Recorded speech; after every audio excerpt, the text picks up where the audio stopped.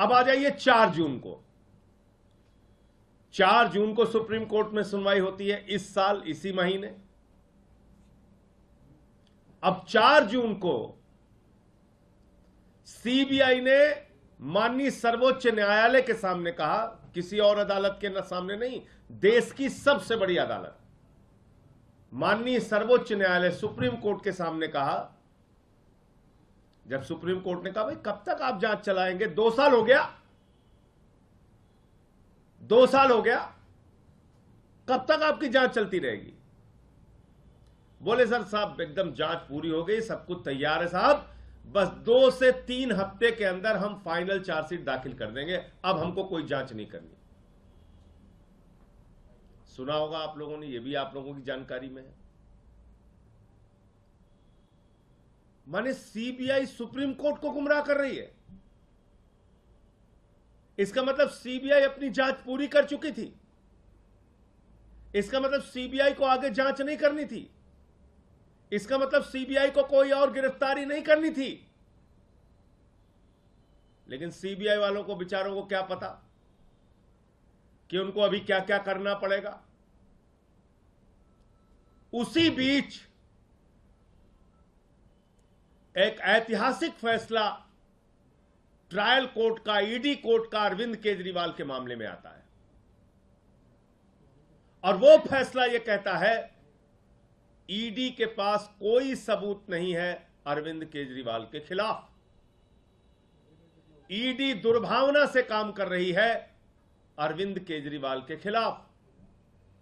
ED के पास कोई money trail नहीं है, कोई सबूत नहीं है, एक पैसे की बरामदगी नहीं है और इसलिए अरविंद केजरीवाल निर्दोष हैं। ये ईडी कोर्ट ने, ट्रायल कोर्ट ने, माननीय न्याय बिंदु जी की जज की कोर्ट ने ये फैसला दिया और उसी बीच ईडी के लोग गैर संवैधानिक तरीके से, गैर कानूनी तरीके से, बगैर आदेश की कॉपी लिए हाईकोर्ट पहुंच जाते हैं और उस जमानत पर स्टे ले लेते हैं।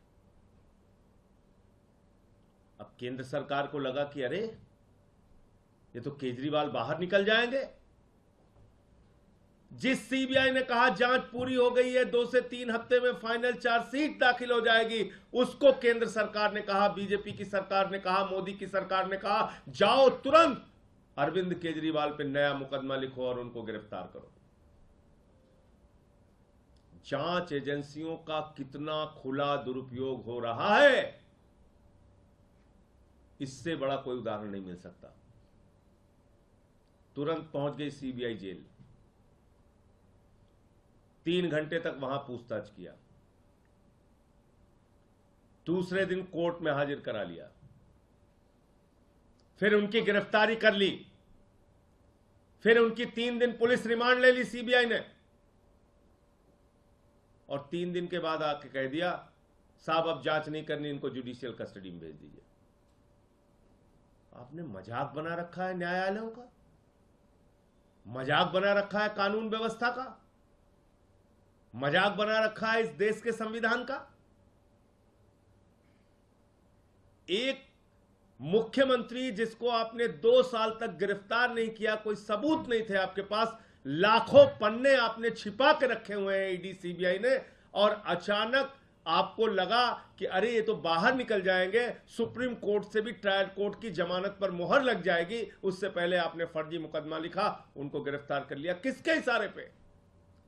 मेरा सीधा आरोप है केंद्र सरकार के इशारे पे, भारतीय जनता पार्टी के इशारे पे, प्रधानमंत्री नरेंद्र मोदी के इशारे पे। आपने एक लाखों पन्ने की तो चार्जशीट दाखिल कर रखी है, अलग अलग मामलों में लाखों पन्ने आपने छिपा रखे हैं। आपकी जांच अंतहीन तरीके से चल रही है, मुकदमे पे मुकदमा लिखे जा रहे हो। तो कल कह दिया साहब जुडिशियल कस्टडी में भेज दीजिए। तो 2 बातें साफ हो गई। नंबर 1, मनीष सिसोदिया के मामले में कोई सबूत नहीं है ईडी और सीबीआई के पास। सिर्फ उनकी जमानत को रोकने के लिए भारत के सर्वोच्च न्यायालय में खुलेआम ईडी और सीबीआई के द्वारा झूठ बोला गया। यह माननीय सर्वोच्च न्यायालय की अवमानना है।